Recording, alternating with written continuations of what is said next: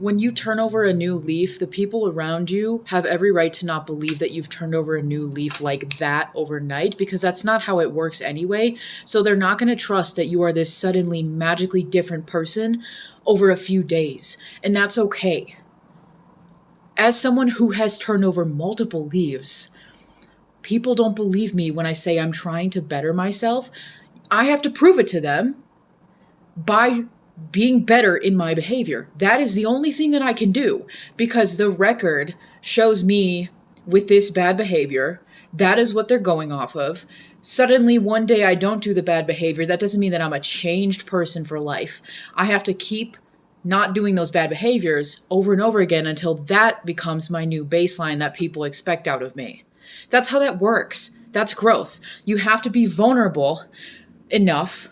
You have to be okay being vulnerable to understand that people are going to have this perception of you that's not true anymore until their perception of you can shift into who you actually are after growing and learning and changing. And some people are still going to have that perception of you from who you used to be, and that's okay. Maybe they're not meant to be in your life, And again, everyone has a perception of other people that's completely different from the next person and the next person and what we feel about ourselves. And we just have to learn how to be okay with that, even though it's trippy and sometimes it can be really hurtful. But I'm sitting here thinking, this is why I over-explain.